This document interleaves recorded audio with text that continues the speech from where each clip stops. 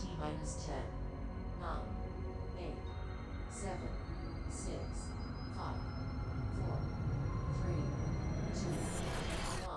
The Metroid series is largely defined by its haunting atmosphere and ominous tone. Inspired by the Alien film franchise and the works of H.R. Giger, Metroid has always been only a few steps removed from the horror genre. Metroid Dread inches the series even closer. The moment Samus sets foot on planet ZDR, she becomes prey. Every deadly creature and machine in the world is hungry for Samus's blood, and she is trapped miles below the planet's surface, far from her ship, and the only way out is through the barrel of her arm cannon. While Samus's latest adventure delivers the classic exploration-based platforming and action we've come to expect, I was never able to shake that all-encompassing anxiety, and I loved every minute of it.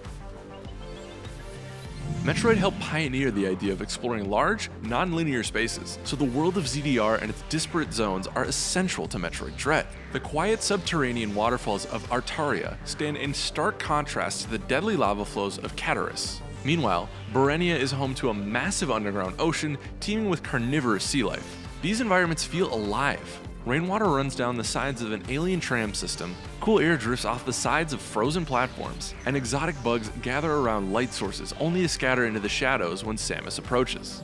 Exploring these foreign locales remains rewarding, thanks to essential upgrades scattered across planet ZDR like a trail of breadcrumbs. A handful of new abilities are incredibly empowering. I especially enjoyed Samus's new storm missiles, which allow her to lock onto multiple targets before unleashing a volley of explosives. Unfortunately, most of Dread's upgrades are old standbys that Mercury Steam seem obligated to include. I recognize that Metroid wouldn't feel the same without the Morph Ball, which allows Samus to squeeze into narrow vents, but finding this upgrade several hours into the new Metroid game isn't exciting. I wish Samus had started with more of her traditional abilities, leaving room for flashier upgrades. As it is, Metroid Dread feels like it's occasionally retreading old ground, but this is a small disappointment in an otherwise great experience.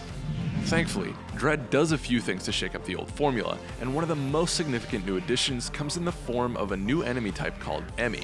These extraplanetary, multi-form mobile identifiers are powerful robots, equipped with an arsenal of gadgets that could make a starship blush. Emmys are so sturdy that Samus cannot beat them in a fair fight. She must evade them or hide, using a new cloaking device that grants her temporary invisibility. These tense cat and mouse encounters left me sweating, and each time I encountered an Emmy, I felt my stomach drop as I frantically ran for safety. At set moments in the story, Samus temporarily upgrades her arm cannon, allowing you to turn the tables on the Emmy. Even fully armored, these encounters require careful timing and quick footwork, as one wrong move can leave you staring at a game over screen. Naturally, overcoming these challenges is a rewarding triumph. Likewise, Dread's other boss encounters offer a sizable challenge. For example, the giant three-eyed green reptile Kraid returns. This battle takes place in a confined space, and dodging the spikes from his belly, then bounding up the sides of the wall to shoot him in the face was incredibly harrowing. Thankfully, each boss has a recognizable pattern, so these battles seem fair, and overcoming each combat mountain left me in a heart-pounding euphoric state. Metroid Dread begins with Samus stranded at the bottom of planet ZDR's sprawling underground network. This is an inversion of the traditional opening that frequently has Samus descending into the heart of darkness, implying that Mercury Steam is ready to rearrange the Metroid formula. Don't be fooled. Metroid Dread follows Nintendo's familiar blueprint for better or worse, but mostly for the better. This journey isn't scary in the traditional sense. I never jumped out of my seat after rounding a corner coming face to face with an alien monstrosity. Nevertheless, Dread's atmosphere is powerful, and its imposing boss encounters are enough to ensure that Metroid Dread earns its name. Despite a few hiccups in the time-worn pattern, Metroid Dread is a white-knuckle thrill ride that you shouldn't fear.